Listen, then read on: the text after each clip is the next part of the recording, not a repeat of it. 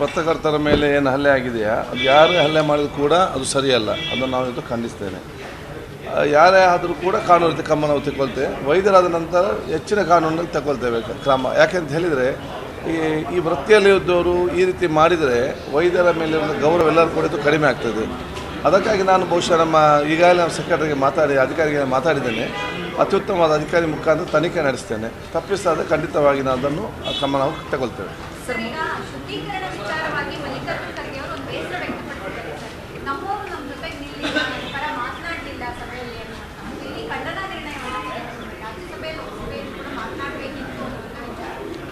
ಇವತ್ತು ಈಗ ಅದು ನೀವು ಹೇಳಿ ನನಗೆ ತಿಳಿದದ್ದು ಯಾವುದು ಆದರೆ ಬಹುಶಃ ನಾವೆಲ್ಲರೂ ಕೂಡ ಖಂಡಿಸಿದ್ದೇವೆ.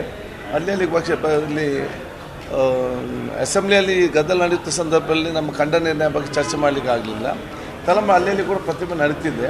ಇದು ಬಹುಶಃ ಇಡೀ ಭಾರತ ದೇಶದ ನಾಗರಿಕತೆಯ ಒಂದು ಸಮಾಜಕ್ಕೆ ಒಂದು ಕಪ್ಪು ಚುಕ್ಕೆ.